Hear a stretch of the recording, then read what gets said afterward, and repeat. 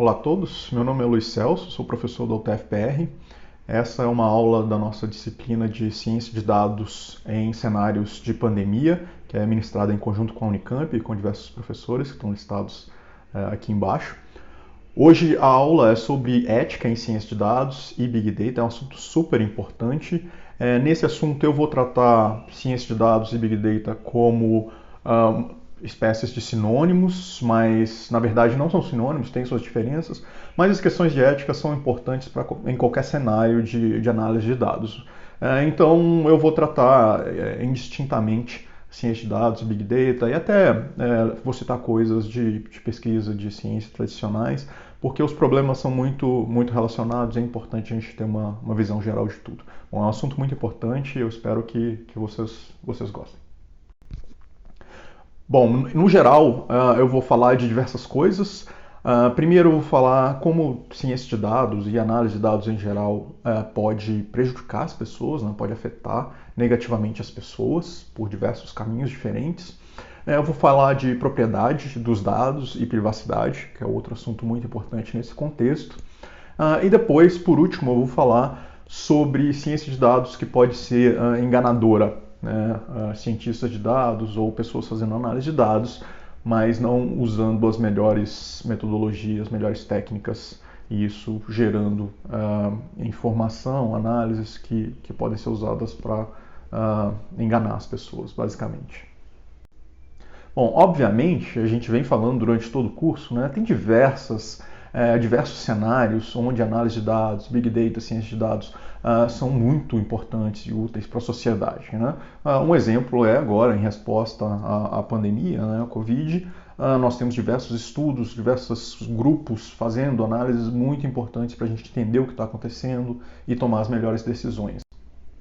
Um exemplo disso é essa pesquisa publicada na Nature, que analisou um banco de dados muito grande de informações de pacientes na Inglaterra, né? Basicamente todos os pacientes que passaram pelos hospitais públicos, esses dados foram analisados e a partir disso descobriu diversos fatores que influenciam na gravidade da doença, fatores sejam de comorbidades que a pessoa pode ter ou questões também sociais. Então, falando novamente, essa pesquisa foi baseada nessa base de dados, né? Obviamente com todas as preocupações de privacidade, etc. Tudo cuidado muito bem e gerou resultados muito importantes para a sociedade. Só que nem sempre a ciência de dados é usada para coisas boas, né? Às vezes ela pode ser usada para coisas ruins também. E às vezes a gente também pode ter a intenção de fazer uma coisa boa, mas acabar gerando uma coisa ruim. E aí tem diversas coisas que a gente vai conversar aqui, como as análises podem afetar as pessoas, qual o risco da gente usar esses algoritmos que a gente chama de caixa preta, que ninguém entende ou ninguém sabe o que está acontecendo por trás. E mostrar também, falar como que alguns sistemas e alguns algoritmos podem fazer, na verdade, perpetuar os nossos preconceitos. Duas fontes interessantes sobre coisas relacionadas com isso são, primeiro, esse livro de armas de destruição de matemática, né? Um jogo de palavras com destruição em massa. É um livro muito interessante que eu recomendo para quem quiser ler. Outro artigo bacana falando de diversas coisas que a gente deve se preocupar para fazer análise de dados de forma responsável, também bem interessante. Bom, primeiramente, quando a gente vai analisar dados, sobretudo dados de pessoas, que é o que a gente faz com frequência, a gente tem que entender que aqueles dados eles representam, de certa forma, são as pessoas, porque eles podem impactar diretamente as pessoas que eles representam. Alguns exemplos disso. Se você faz uma análise que determina que uma determinada região tem maior risco de crime, maior risco de desastres naturais, isso consequentemente vai desvalorizar o valor das propriedades naquela região. E aí você já tinha pessoas que eram vulneráveis, já moravam naqueles lugares de risco, agora vão ter mais risco porque vão ter menos condições de lidar com isso. Então a gente deve considerar essas coisas nas análises e tomar cuidado na hora de comunicar esse tipo de informação. Outro exemplo, se a gente analisa grupos de pessoas, seja baseado na escola que a pessoa se formou, que tipo de curso ela fez, qual a profissão que ela exerce, qual a língua que ela fala, a gente faz análise e determina coisas relacionadas com isso, a gente também pode reforçar esses preconceitos, e se essas análises determinam coisas que podem ter uma visão ruim sobre esses grupos de pessoas, a gente vai diminuir as oportunidades que essas pessoas podem ter no futuro. E a gente vai criar ciclos de injustiça social que podem perpetuar por muito tempo. E aí, um grande risco quando a gente faz essas análises é exatamente usar esses algoritmos de black box que a gente não entende o que está acontecendo. Um exemplo de uso ou mau uso desse tipo de algoritmo, o governo de Washington ele decidiu usar um algoritmo para determinar quais eram os melhores e quais os piores professores e decidiu demitir os professores baseado no que esse algoritmo dizia. O fato é que as pessoas eram dezenas e dezenas de pessoas foram demitidas, professores foram demitidos, mas ninguém sabia exatamente por que eles estavam sendo demitidos, não conseguiam dar feedback, o que esses professores tinham feito errado e etc. E depois, com muito tempo e pressão dos professores e das pessoas envolvidas, se foi investigar o que estava acontecendo, que na verdade o algoritmo ele estava pressionando para que professores mal intencionados alterassem resultados de provas dos alunos para ter um ranking melhor nesse algoritmo. Então, no fim das contas, diversos professores foram despedidos de forma injusta, com consequências graves. E a gente vê esse tipo de algoritmo black box por todos os lados. As notícias que são escolhidas para mostrar para a gente, seja em mídias sociais, seja no Google News, coisas assim, tudo são decididos por algoritmos que ninguém sabe exatamente por que eles estão sugerindo aquela notícia ou aquele vídeo. Os anúncios que a gente vê navegando na internet também são decididos por um algoritmo que ninguém sabe, ou que ninguém entende completamente, ou que não conseguiria explicar exatamente o que está acontecendo em cada uma das sugestões. Isso também acontece em negociações de ações, contratação de pessoas, análise e ranqueamento de universidades, seleção de estudantes para universidades, análise de crédito, seguro, custo de seguro. Então, todas essas coisas a gente está usando cada vez mais algoritmos, cada vez mais complexos, que usam uma quantidade maior de dados, mas com isso cada vez está sendo mais difícil entender o que os algoritmos estão fazendo com esses dados e entender se aquele algoritmo está gerando coisas preconceituosas, está reforçando problemas sociais ou não. Aí alguns exemplos desse reforço de preconceitos que a gente tem como humanos, se a gente treina algoritmos usando dados que foram gerados por humanos ou interações que foram feitas por humanos, se os humanos têm preconceitos, provavelmente os algoritmos vão desenvolver esse mesmo tipo de preconceito. Um exemplo disso é um bot que a Microsoft criou para conversar com pessoas no Twitter, e através de várias interações, e obviamente também várias pessoas mal intencionadas também interagindo com esse bot começou ele aprendeu e começou a escrever mensagens agressivas também, mensagens racistas e preconceituosas, porque ele aprendeu isso com as interações com as pessoas.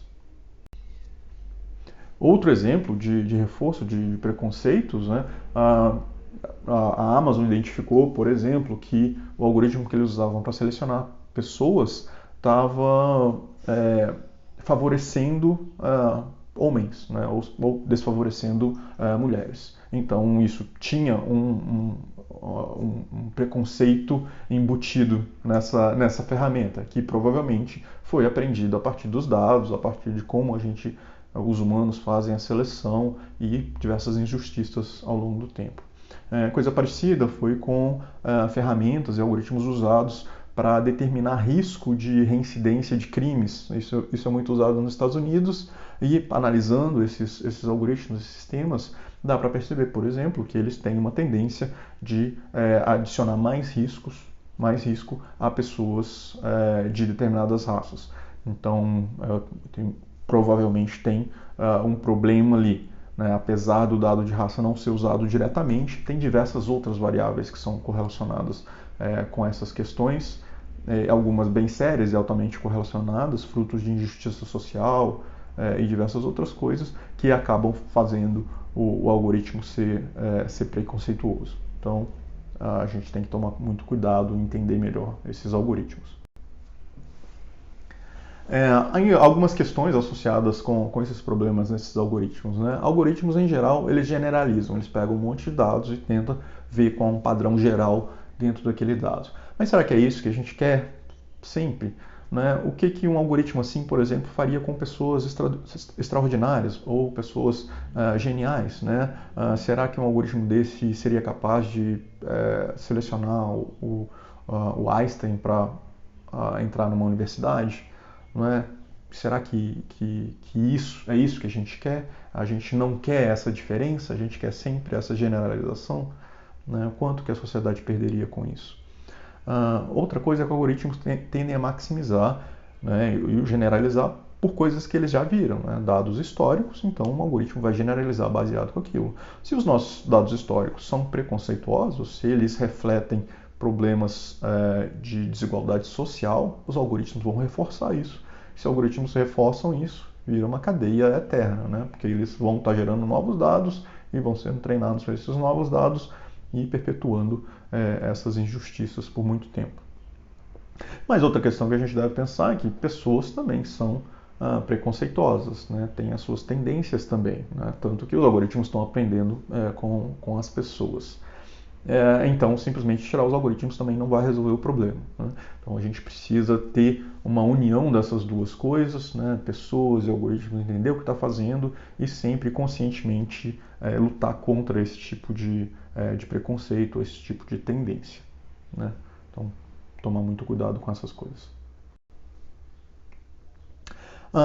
Outra coisa, além desses algoritmos que podem prejudicar as pessoas, né? Às vezes a gente não está com a intenção, né? As pessoas não estão com a intenção de prejudicar, mas fazem um algoritmo que vai capturar algum preconceito, vai fazer alguma coisa que infelizmente vai prejudicar as pessoas. Mas muitas vezes tem pessoas maliciosas que usam análise de dados, usam algoritmos e técnicas de ciência de dados para prejudicar as pessoas intencionalmente. Né? Isso, em geral, os problemas maiores que a gente teve ultimamente, parte do princípio de que essas companhias de internet, ou quando a gente navega na internet, a gente gera uma quantidade muito grande de dados e diversas companhias coletam esses dados e algumas delas podem usar esses dados para prejudicar pessoas. Então vamos ver exemplos de alguns desses casos. Só reforçando, né, essas companhias, né, principalmente as companhias de internet, elas armazenam tanto dado, uma quantidade tão grande de informação, e é a partir disso que elas conseguem entender bastante como que as pessoas são, e essa informação eventualmente pode ser usada para o malefício das pessoas. Só para ter uma ideia visual aqui de quantidade de dados que tem, baseando em dados bem antigos de 2013, obviamente agora tem muito mais informação, mas se a gente pegar só o Google, Amazon, Microsoft, Facebook, eles em 2013 tinham 1.200 petabytes de informação, que é de informação em geral, que se você pega e armazena essas informações em CDs, dá para fazer 5 pilhas de CDs que vão, né, do nível do mar até a Estação Internacional Espacial. E diversas pesquisas mostram que o uso desses dados, sobretudo dados sobre pessoas, podem fazer com que essas empresas, os pesquisadores, seja quem for que está usando esses dados, entendam ou aprendam coisas sobre as pessoas de um nível de detalhe muito alto. Por exemplo, analisando simplesmente likes no Facebook, pesquisadores de psicologia conseguiram determinar traços de personalidade bem detalhados. Por exemplo, pessoas que gostam de Hello Kitty tendem a ser mais abertas e diversas outras características pessoais. Então, um simples ponto de informação, um simples like, consegue dar uma informação a mais para quem tem a posse desses dados, e essa informação sobre a personalidade da pessoa pode depois ser usada para manipulação e diversas outras coisas. Um exemplo de manipulação também, agora vindo do Facebook, o Facebook quis saber se, manipulando a timeline ou as interações que ele oferece para os usuários, se ele conseguiria mudar como que a pessoa estava se sentindo no momento. Fez esse experimento e, obviamente, percebeu que conseguia deixar as pessoas mais tristes ou mais felizes, dependendo de como mostrava as coisas. O que em si é preocupante, mas mais preocupante ainda é a questão ética desse estudo, né? O Facebook tem o direito de intencionalmente configurar um experimento para deixar os seus usuários menos felizes, né? Eles tiveram que fazer isso para fazer o experimento. Então tem uma questão ética séria. Aí dá para perceber que algumas pessoas não se preocupam, algumas empresas não se preocupam tanto com essas questões éticas, o que é bem preocupante. E o Facebook também é uma das origens do talvez o maior escândalo que a gente teve nessa questão de uso de dados e manipulação de pessoas, que é o escândalo da Cambridge Analytica, que é uma das aplicações, né, dessas aplicações que as pessoas usam e respondem questionários e faz diversas coisas dentro do Facebook. Uma dessas aplicações coletou diversas informações sobre usuários do Facebook e, a partir disso, traçou perfis psicológicos das pessoas para depois esses perfis psicológicos serem vendidos para que empresas que quisessem manipular essas pessoas pudessem colocar as melhores propagandas para direcionar essas pessoas para o resultado que eles queriam, né? Isso foi usado, por exemplo, nas eleições dos Estados Unidos, as eleições de 2016. E aí um dos grandes nomes por trás da Cambridge Analytica é o Steve Bannon. A Cambridge Analytica, depois do escândalo, acabou falindo, mas ela acabou gerando diversas outras empresas que hoje ainda existem e estão fazendo manipulações em diversos outros países ao redor do mundo, o que continua sendo bem preocupante. Vamos falar agora um pouco sobre questões de direito a esses dados, né? A quem pertence esses dados que essas empresas estão usando em diversos cenários, em diversas razões, mas esses dados são provenientes de pessoas. Então, quem tem esse direito? Como que a gente lida com essas coisas?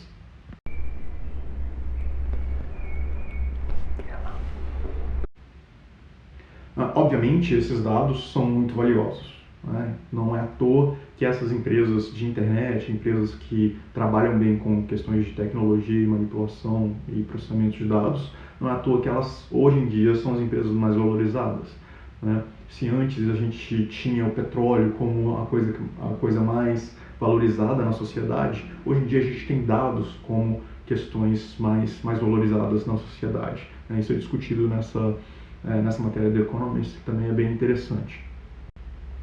E se você olha a valorização dessas empresas, né, e esses dados aí na tela ainda estão um pouco desatualizados, hoje em dia isso ainda está muito mais extremo, né? A Apple vale hoje o dobro do que valia em 2018, e isso acontece de forma similar para as outras empresas também. Então, hoje em dia, as empresas mais valorizadas são as empresas que conseguem trabalhar com essas questões de tecnologia e acumular dados e trabalhar com dados das pessoas.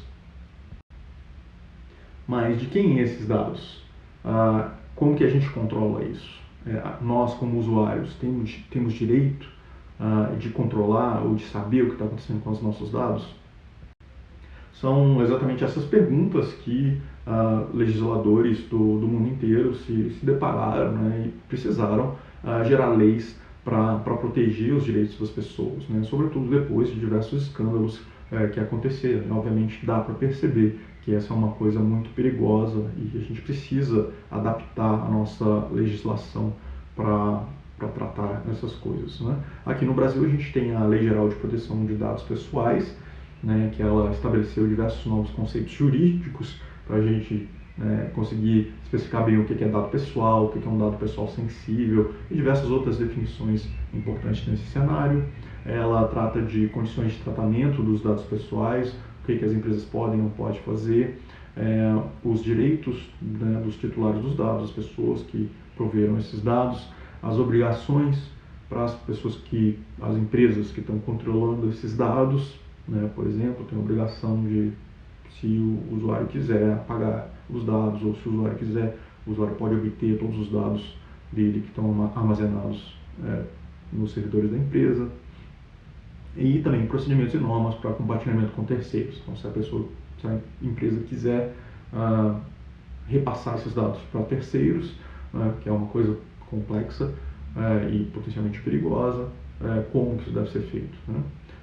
E essa lei brasileira foi baseada na GDPR, que é a lei europeia, que foi a primeira lei de grande escala nesse sentido. E tudo isso se baseia em que nós, usuários, né, as pessoas em geral, os cidadãos, eles têm o direito de privacidade, eles têm o direito de controlar os seus próprios dados. E uma questão importante nesse cenário é, sempre que dados forem compartilhados, é importante que esses dados não revelem questões de privacidade das pessoas. Aí uma forma de fazer isso, né, uma tecnologia, uma técnica que a gente usa para lidar com essa questão é a anonimização. Aí tem diversas técnicas estudadas por pessoas da área de segurança e de privacidade que lidam com essas coisas. Por exemplo, canonicidade, que faz com que garante que registros não conseguem ser identificados diferenciados de pelo menos outros registros. Então, por exemplo, você tem uma canonidade de 10, você quer dizer que nenhum registro do banco de dados consegue ser diferenciado de menos de 9 outros registros, né? Então sempre vai ter esse nível de anonimização, porque você vai ter outros registros que poderiam representar, digamos, a mesma pessoa, a mesma entidade.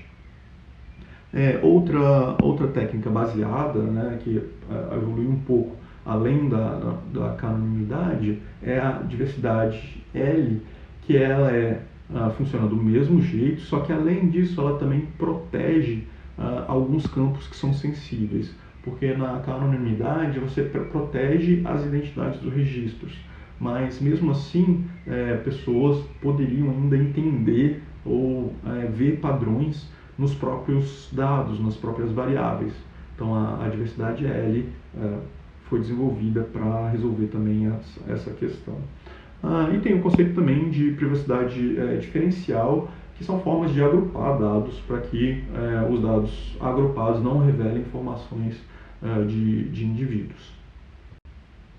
Só que uma coisa que a gente tem que entender é que, ainda que a gente use essas técnicas, a gente tem que estar ciente que nem sempre elas são perfeitas, a gente tem que prever falhas que podem ocorrer. Já existiram diversos casos de anonimização de dados, né? Alguns bem famosos, por exemplo, registros médicos que foram desanonimizados usando informações de código postal, data de nascimento e gênero dos pacientes. Então, se você combina dois datasets diferentes, ainda que esses datasets em si eles estejam anonimizados, a combinação dessas informações pode trazer tanta informação que te permita que você identifique unicamente os registros. Então a gente tem que pensar nisso, tomar cuidado com isso. Outro exemplo foi do concurso do Netflix, né, da Netflix para pesquisadores tentarem fazer um algoritmo mais eficiente de recomendação de filmes, mas com isso eles disponibilizaram dados anonimizados de filmes que as pessoas, os usuários assistiram, né? E a partir disso as pessoas criavam os recomendadores. Só que alguns pesquisadores pegaram esses dados anonimizados e cruzaram com dados do IMDb, né, o banco de dados de filmes na internet.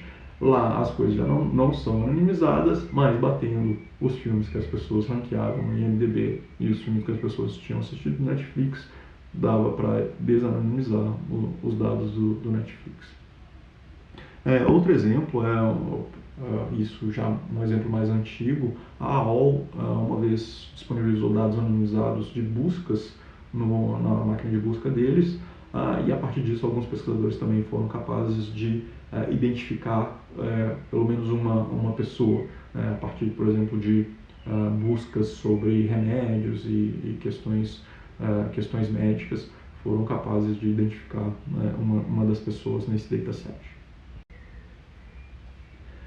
Mas a gente tem que também pensar do outro lado. Às vezes, você abrir mão da sua privacidade pode beneficiar a sociedade. Então, é uma questão que a gente tem que sempre pesar e discutir o mais abertamente possível na sociedade e entender os preceitos éticos que estão por trás disso. Então, por exemplo, a gente quer reduzir privacidade quando a gente trata de transparência do governo, né? A gente quer saber como que os nossos governantes estão gastando dinheiro, o que eles estão fazendo, e isso é importante que a sociedade tenha acesso a esses dados, né? Então é importante que a gente reduza determinados aspectos de privacidade de pessoas que têm questões públicas no seu dia a dia. Outro exemplo disso, na Suécia, na Finlândia e na Noruega, esses países eles disponibilizam os dados de imposto de renda de todos os seus cidadãos. E isso, para a gente, para quem não está acostumado com isso, é muito estranho, né? Mas, por um lado, isso gera diversas questões de justiça social. Por exemplo, agora fica bem mais difícil para empresas, por exemplo, darem salários maiores para pessoas baseadas no gênero, raça, esse tipo de coisa, porque agora todo mundo pode ver qual é o salário de todo mundo e ver se as empresas estão sendo justas ou não, né? Isso tem implicações também para a saúde pública, né? Diversos cenários. É importante que a gente saiba de informações da saúde das pessoas para a gente desenvolver novas técnicas, desenvolver novos medicamentos. E isso é especialmente importante no cenário de pandemia, como a gente está lidando agora, né? Essa pesquisa, por exemplo, é uma pesquisa que, usando dados do código postal ou dos dados do CEP de pessoas que tiveram Covid, conseguiu determinar diversas relações com o que estava expondo mais as pessoas, né? Por que elas estavam tendo mais casos de Covid. Por exemplo, percebeu que pessoas que precisam ir para o trabalho, né, que não conseguem ficar em quarentena, elas estavam sendo mais afetadas, e isso está associado com questões sociais, muitas vezes questões de raça e gênero também. Então, a partir de uma informação mais detalhada sobre os casos de Covid, ainda anonimizado, mas não tanto, porque tinha informação do CEP, esses pesquisadores foram capazes de identificar diversas coisas. Mas o problema é que o CEP, né, a moradia da pessoa, ainda que seja só o CEP, é um dado sensível que em geral a gente não quer fornecer, né? Inclusive, essa pesquisa ela foi baseada em dados que, na verdade, o Ministério da Saúde não tinha intenção de fornecer. Esses dados acabaram sendo fornecidos por um período curto de tempo. Com isso, diversos grupos fizeram diversas análises muito interessantes nesses dados. Mas depois o governo fechou esses dados, porque realmente são dados sensíveis. São questões que a gente precisa debater e precisa discutir se a gente deve ou não liberar esses dados. Certamente teria um benefício muito grande para as pesquisas e para o entendimento da pandemia, mas tem as questões de privacidade das pessoas e a gente precisa discutir isso como sociedade, como que a gente leva, como que a gente encara essas coisas.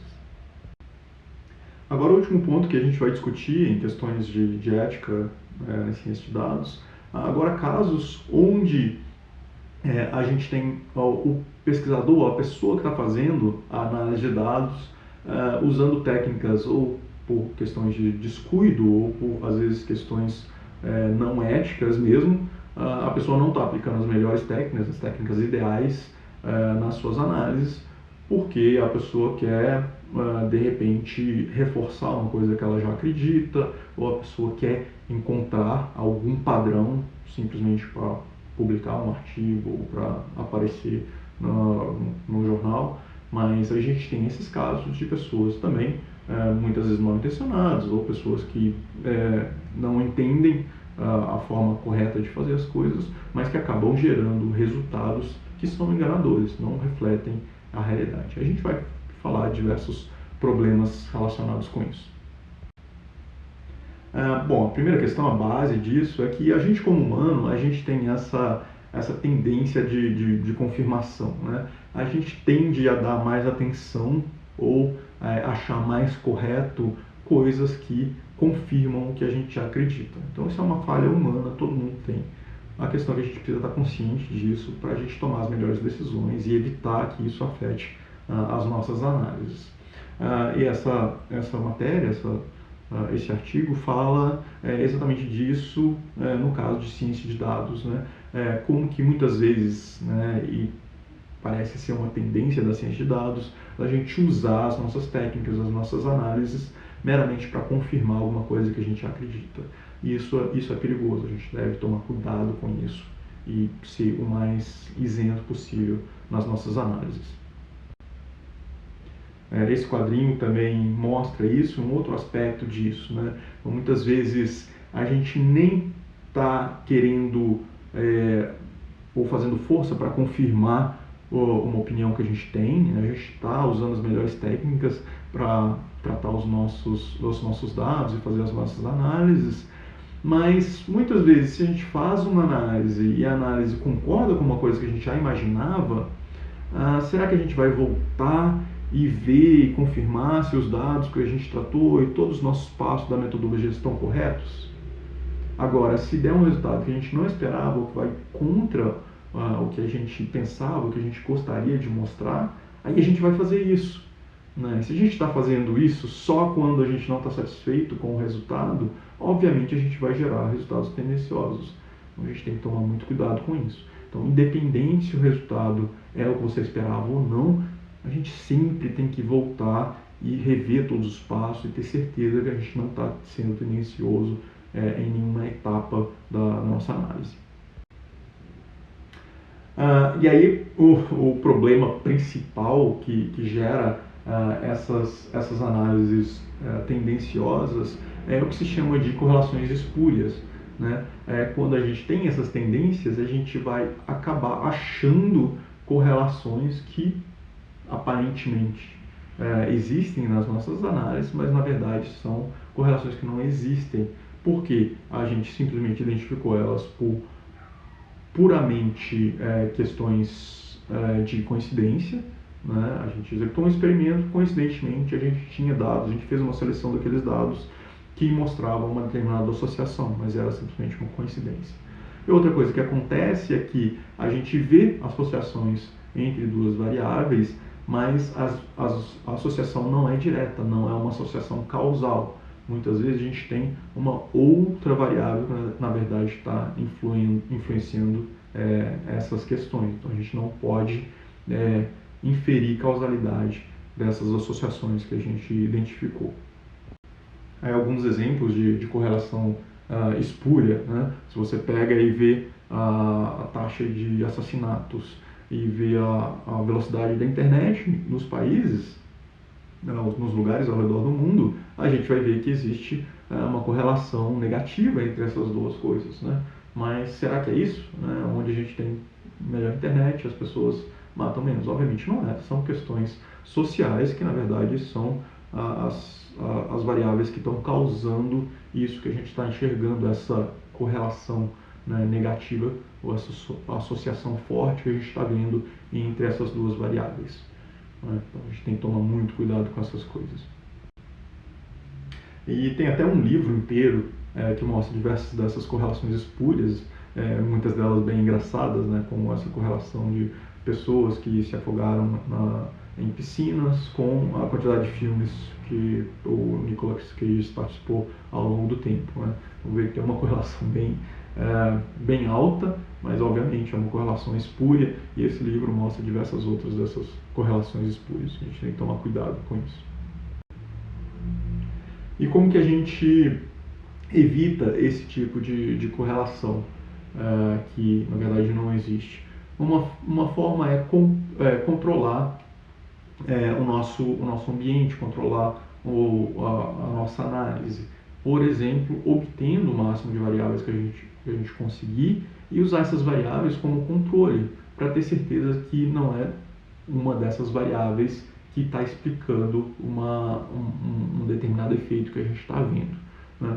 Aí, se a gente quer fazer esse controle de variáveis, se a gente está fazendo um experimento, né, sei lá, desenvolvimento de uma droga, alguma coisa assim, a gente tem um grupo de pessoas ou de animais que a gente quer aplicar o nosso teste, o que se faz é usar grupos de controle, usar placebo, e isso vai controlar por fatores externos que podem estar influenciando um resultado ou outro que poderia gerar uma correlação espúria.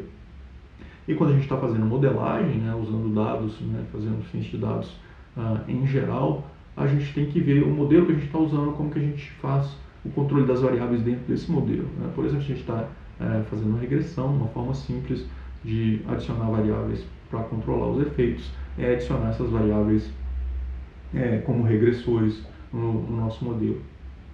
Outra forma é, se a gente está, por exemplo, trabalhando com séries temporais, ver se existe causalidade nessas séries temporais. Aí tem testes estatísticos para fazer isso também. Não é uma questão também trivial, é difícil inferir essas causalidades, sempre é difícil, mas existem algumas ferramentas estatísticas que a gente pode usar.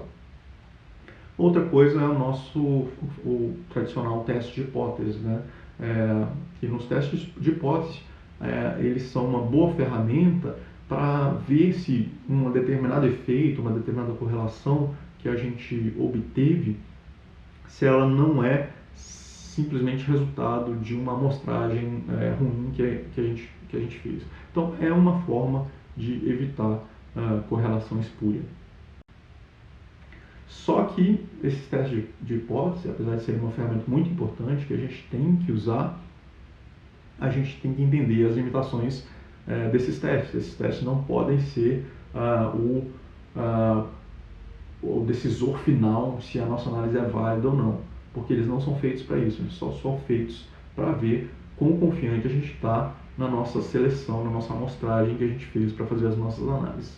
E é só isso, né? Então, a gente tem que tomar muito cuidado na hora de fazer esses testes de hipótese, a gente tem que ver se todas as considerações que esse teste de hipótese existem, todos os pré-requisitos que eles exigem foram cumpridos, requisitos de normalidade, requisitos de não correlação entre as variáveis, sejam qual for os requisitos que a gente tem que cumprir. A gente tem que entender que esses testes, eles só estão testando a nossa amostra, eles só estão dando uma ideia se a gente tem uma amostra suficientemente grande ou suficientemente variada, né, sem indícios de tendência na nossa amostragem. E só isso. E eles vão só dizer isso. E o fato de um teste de hipótese ter sido bom, ou ter dado um resultado de que o efeito que a gente viu potencialmente existe, isso não passa nenhuma informação sobre quão importante é aquele efeito. Né? Então a gente também tem que usar outras estatísticas, outras análises para dizer o tanto que aquele efeito é importante, ou a gente deve se preocupar ou não com aquilo. E outra coisa que é muito importante, né, o próprio nome diz, são testes de hipóteses, mas você está testando uma hipótese. Né? Na sua pesquisa você não pode ter 200 hipóteses e testar todas para ver qual que funciona. Não, você tem que iniciar uma pesquisa com uma hipótese e usar o teste para testar uma hipótese. Porque se você não atende a todos esses pré-requisitos e não toma cuidado na forma como você faz o teste de hipótese, você pode gerar resultados tendenciosos. E pessoas, sabendo disso, têm usado diversas técnicas que, na verdade, vão fazer com que a gente tenha um resultado, ou que eles tenham um resultado significativo no teste de hipótese, mas, na verdade, foi porque os pesquisadores forçaram a barra na metodologia, usaram técnicas não adequadas que maximizam a probabilidade do resultado do teste de hipótese dar um resultado favorável. Mas veja que isso prejudica todo o sistema. A gente tem teste de hipótese para ver se a gente tem uma segurança de que a gente está fazendo as coisas de forma correta. Mas se os pesquisadores, o analista de dados, já está partindo do princípio de que ele quer burlar esse teste, bom, a gente perdeu toda a nossa confiança dos resultados. Então, isso é uma coisa muito grave que a gente deve se preocupar bastante.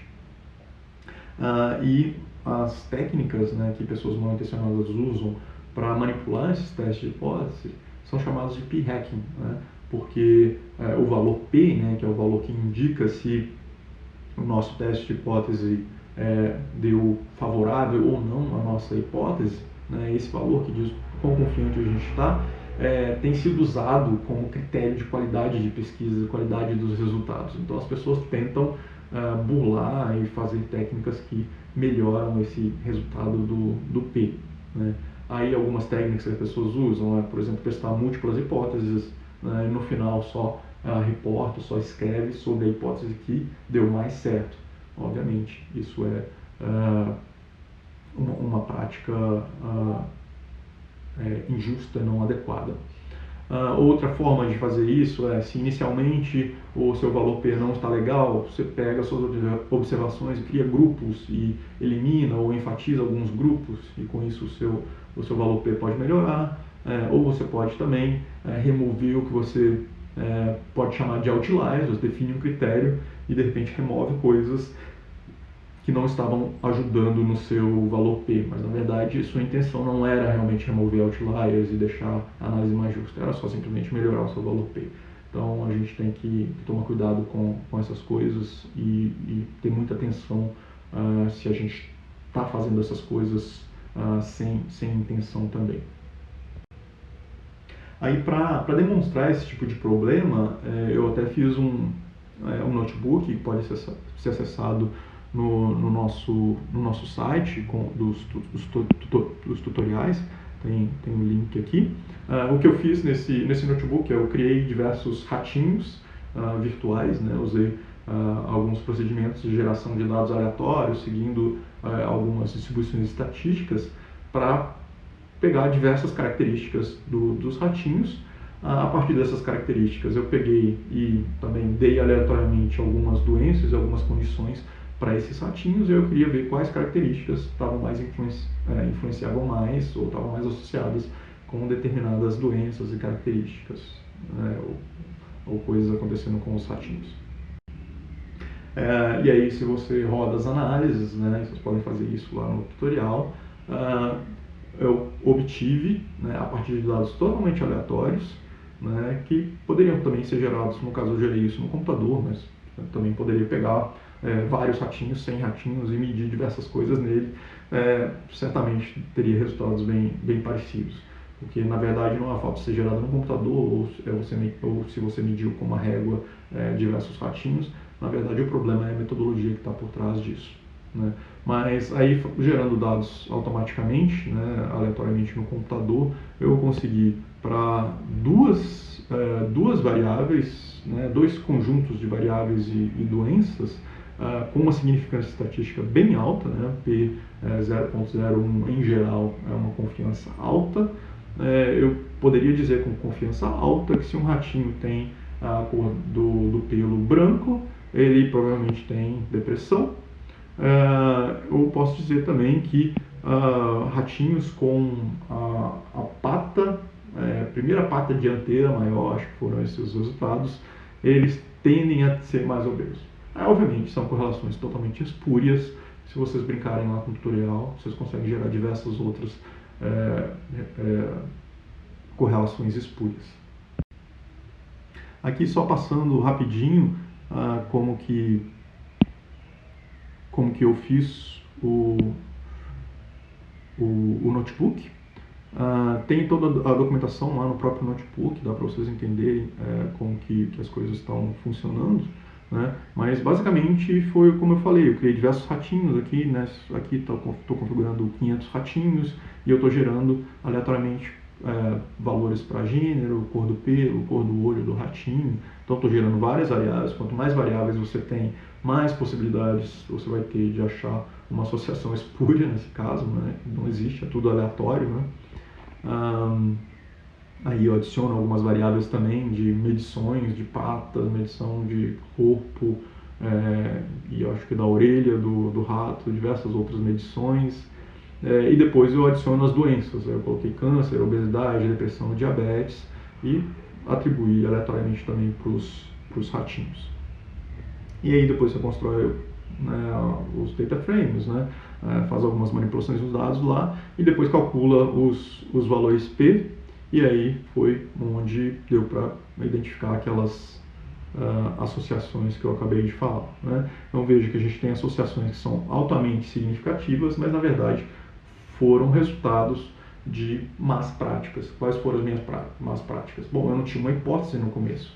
Eu não sabia o que eu estava querendo pesquisar. Então o que eu fiz?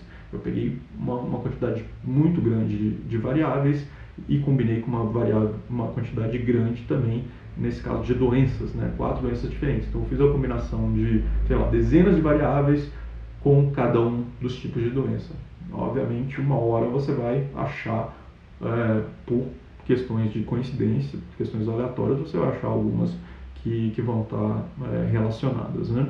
Mas veja que o valor P é altamente significativo, mas o valor de correlação, na verdade, é muito baixo. Então, dá para ver, né, que o P pode dar muito significativo, mas nesse caso, obviamente, são correlações totalmente espúrias, mas além disso, a gente teve um valor P confiável, forte, mas com uma correlação baixa, né, que tem teria um efeito muito baixo na vida real, na prática. E o Notebook também mostra exemplos, depois se a gente quiser começar agora a agrupar esses ratos, né? Se a gente não estiver satisfeito com os resultados obtidos, a gente pode também agrupar esses ratos, por exemplo, por cor do olho. Aí agrupando por cor do olho, veja que eu consegui ainda mais correlações espúrias, mais resultados que poderiam ser publicados como estatisticamente relevantes, mas obviamente não são, porque a minha metodologia está toda errada, né? Então, aqui são alguns exemplos de manipulações de dados que podem ser feitas e que muitas vezes são feitas e que são muito prejudiciais à ciência e à sociedade em geral. E essa outra forma de brincar com o p-hacking é essa ferramenta, cujo link está aí na tela. Ela também é bem interessante, é uma ferramenta exatamente para você fazer isso. Você gera experimentos aleatórios e ela te dá ferramentas para você pegar e tentar melhorar o seu valor P para gerar dados que você possa, né, tecnicamente, ou publicar depois. Assim. Mas é bem interessante a forma como eles mostram isso, a interação que se faz. Obviamente é para você aprender o que não deve ser feito e aprender o que pessoas mal intencionadas estão fazendo para que essas pessoas sejam expostas e a gente discuta essas questões e não admita esse tipo de análise, esse tipo de má intenção na ciência em geral. E esse tipo de coisa que a gente discutiu aqui, né, tanto o p-hacking, mas diversas outras questões, né, que não necessariamente você vai estar fazendo p-hacking, mas ainda assim você pode identificar correlações espúrias, né, gerar resultados não reais, né? Isso tem gerado uma crise de reprodutibilidade na ciência em geral e em ciência de dados também, em inteligência artificial, porque a gente tem workflows cada vez mais complexos, a gente está fazendo diversos tratamentos, aplicando diversos modelos nos nossos dados e a gente muitas vezes se perde nesse mundo de complexidade e não sabe, não consegue avaliar se o resultado que a gente obteve realmente é significativo ou não. E isso tem gerado problemas em diversas áreas. E quando as pessoas pegam essas pesquisas que foram feitas anteriormente e tentam pegar o artigo, ver a metodologia e reproduzir, o que tá se vendo é que os pesquisadores não conseguem fazer essa reprodução, né? O que significa que ou os passos não estão bem documentados ou que teve algum problema ali na metodologia, né, e isso acabou gerando resultados espúrios. Então a gente tem que tomar cuidado e tentar melhorar esse tipo de questão. E isso tem sido um problema seríssimo, né, em ciências sociais, em medicina, na área de psicologia tem sido um problema bem grave. E agora, mesma coisa, em ciência de dados, em inteligência artificial, por questões parecidas. A gente tem modelos cada vez mais complexos, sendo alimentados por dados cada vez maiores e mais complexos. Então, a gente tem os mesmos problemas de conseguir fazer com que o resultado realmente seja pertinente, que ele seja válido, independente de onde ele vai ser aplicado.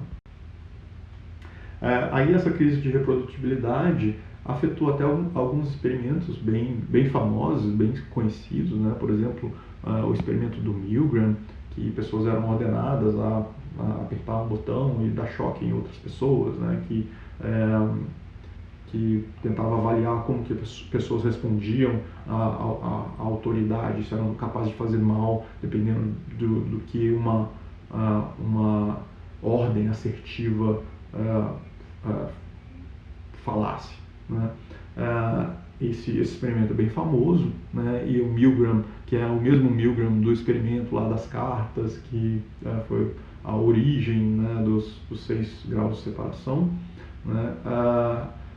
O Milgram é um pesquisador fantástico, muito importante na ciência, mas hoje em dia esses experimentos, tanto esse do choque quanto a coisa dos graus de separação, as metodologias são questionáveis. Como tudo em ciência deve ser questionável, né?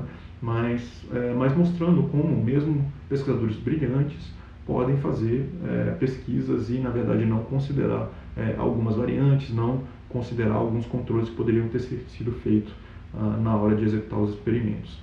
Outro experimento famoso é o experimento do teste do marshmallow, né, para ver se crianças conseguiam ou não esperar algum tempo antes de comer o marshmallow, com a esperança de que, com a promessa, o pesquisador prometia que se a criança não comesse marshmallow, depois ela ganharia um outro marshmallow, e algumas crianças comiam, outras não comiam. É um experimento também bem famoso, porque eles avaliaram as crianças que não aguentavam e comiam o marshmallow antes do pesquisador voltar. Eles analisaram essas pessoas ao longo da vida e viram que, na verdade, essas crianças cresceram em profissionais que eram menos bem-sucedidos nas suas carreiras, né? Então, a conclusão é de que se você não consegue esperar para uma gratificação um pouco mais, você acaba tendo mais dificuldades na sua carreira. Mas, na verdade, esses pesquisadores não controlaram uma questão muito importante, que eram as questões sociais dessas crianças. E, na verdade, é a questão social que determina essas diversas coisas. Bom, uma discussão mais profunda e completa, tem diversas informações e podcasts sobre essa pesquisa, mas é bem interessante entender como que a gente deve tomar cuidado com as associações que a gente encontra e sempre se perguntar, essa associação realmente a gente pode inferir uma causa aqui, ou a gente deve olhar para outras variáveis que poderiam explicar essas duas variáveis originais, né? Essa associação que a gente determinou. Aí tem diversas, agora, pessoas, instituições tentando fazer com que a gente tenha uma sociedade ou mecanismos para evitar esse tipo de manipulação ou esse tipo de problema de replicação das pesquisas. Então, uma forma de fazer isso é, por exemplo, os jornais científicos, eles exigirem um pré-registro da hipótese, né? Então, se você registra anteriormente sua hipótese, você tem, né, você basicamente elimina a chance de você ter múltiplas hipóteses e burlar os testes de hipótese. Outra questão é conferências e jornais também agora aprovarem a pesquisa não pelos resultados, mas anteriormente, bem antes dos resultados, simplesmente pela metodologia. Então, se o problema é interessante, se a metodologia é uma metodologia adequada, esse artigo, essa pesquisa é aceita independente do resultado, seja um resultado positivo ou resultado negativo. Porque isso é outro problema que a gente tem também, né? A gente tem uma tendência de publicar só resultados positivos. E isso também gera uma tendência na hora que a gente está lendo esses artigos. Então, isso resolveria dois problemas, né? Problemas de manipulação, porque o artigo já está aceito, não tem por que manipular. Resolvia também o problema de tendência dos resultados. E outra forma de tentar diminuir esses problemas também é criar artigos que fazem meta-análises, que na verdade analisam diversos outros artigos e tenta inferir, né, um resultado a partir desse conjunto de artigos. Aí um exemplo disso, né, que é tradicional, as pessoas falam, ovo faz mal, ovo não faz mal, como que é? Bom, tem diversos artigos que mostram que ovo faz mal, tem diversos artigos que mostram que ovo não faz mal. Então, como que você entende, né? Por que uns dão positivo, outros dão negativo? Bom, porque é muito difícil controlar todas as variáveis, é muito difícil obter voluntários para participar desse tipo de pesquisa, é muito difícil coletar todos os dados que você precisa desses pacientes ou desses voluntários. Então, o que acontece? Cada pesquisa tem suas limitações, suas qualidades, e vai gerar resultados a partir daquelas limitações e qualidades. E esses resultados podem estar variando um pouquinho para um lado ou para o outro. Mas isso você pega diversas pesquisas e analisa essas pesquisas conjuntamente, potencialmente você vai ter um resultado um pouco mais confiável. Então, por exemplo, esse artigo que está na tela é um artigo que faz uma meta-análise de diversas pesquisas sobre influência de ovos com risco de doenças cardíacas, né? Então, pegou várias pesquisas diferentes, umas davam resultado mais positivo, outras davam resultado mais negativo. Se você coloca todas juntas, dá para ver que o resultado, bom, é ligeiramente positivo ou insignificante, na verdade. Bom, e para fechar, uma coisa que a gente já discutiu, que também a gente pode ser tendencioso na hora de comunicar os nossos resultados. Então, de repente, os resultados podem até estar certos, a gente teve a metodologia adequada, a gente não fez p-hacking, nada assim, mas na hora de comunicar, gerar os nossos gráficos e fazer as nossas análises, discutir o que a gente descobriu, a gente pode ser tendencioso, né, e direcionar as análises para um caminho que a gente se sente melhor ou que vai nos beneficiar pessoalmente. Então, obviamente, a gente tem que tomar muito cuidado com isso. Só passar uns exemplos rápidos, a gente já discutiu isso na aula de visualização de dados. Então, se quiserem ver com mais detalhes, vocês podem voltar. Mas aí nas aulas anteriores eu falei como que várias técnicazinhas, né, de visualização de dados podem ser usadas para passar a informação que não é a mais honesta possível, né? Esse aqui é um exemplo de manipulação da forma 3D. Isso agora, a manipulação do tamanho 2D acaba dando uma noção de que um aumento é maior do que realmente é. Bom, aí estão diversas outras formas de manipular os eixos e etc. que a gente já discutiu. Bom, aí as melhores práticas para a gente evitar esse tipo de problema. Então, tentar sempre reportar todos os resultados, não só os resultados resultados bons, mas tudo que a gente descobriu na nossa pesquisa. O ideal é a gente comunicar. A gente ter as nossas hipóteses, né, se possível, nem sempre todas as pesquisas dá para se fazer isso, mas tentar determinar nossas hipóteses antes de fazer as análises.